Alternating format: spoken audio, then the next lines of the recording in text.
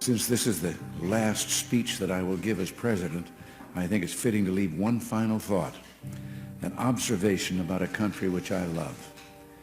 It was stated best in a letter I received not long ago. A man wrote me and said, "You can go to live in France, but you cannot become a Frenchman. You can go to live in Germany or Turkey or Japan, but you cannot become a German, a Turk, or Japanese.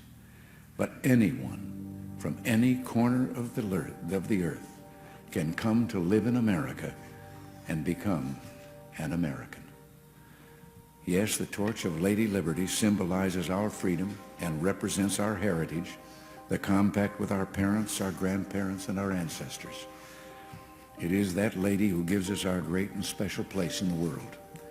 For it's the great life force of each generation of new Americans that guarantees that America's triumph shall continue unsurpassed into the next century and beyond.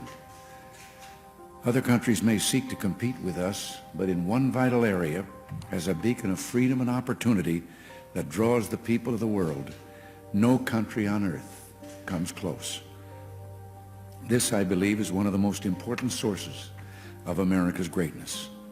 We lead the world because, unique among nations, we draw our people, our strength, from every country and every corner of the world. And by doing so, we continuously renew and enrich our nation. While other countries cling to the stale past, here in America, we breathe life into dreams, we create the future, and the world follows us into tomorrow. Thanks to each wave of new arrivals to this land of opportunity, we're a nation forever young, forever bursting with energy and new ideas, and always on the cutting edge, always leading the world to the next frontier. This quality is vital to our future as a nation.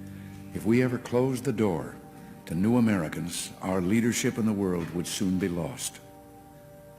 A number of years ago, an American student traveling in Europe took an East German ship across the Baltic Sea.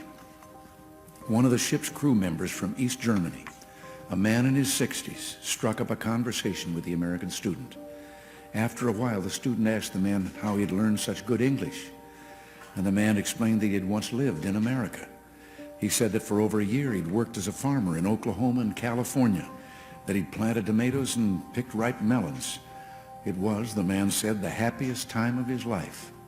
Well, the student, who'd seen the awful conditions behind the Iron Curtain, blurted out the question, "Well, why did you ever leave?" "I had to," he said. "The war ended." The man had been in America as a German prisoner of war. Now, I don't tell this story to make the case for former POWs. Instead, I tell this story just to remind you of the magical, intoxicating power of America.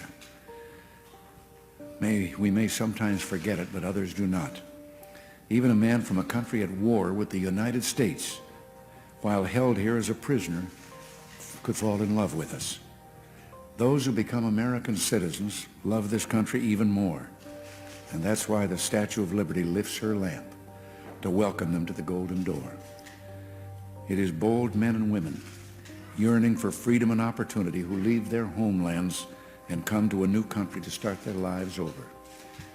They believe in the American dream, and over they make it come true for themselves, for their children, and for others.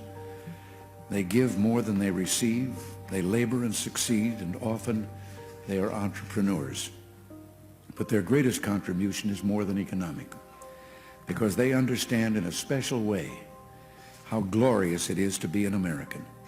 They renew our pride and gratitude in the United States of America, the greatest, freest nation in the world, the last best hope of man on earth.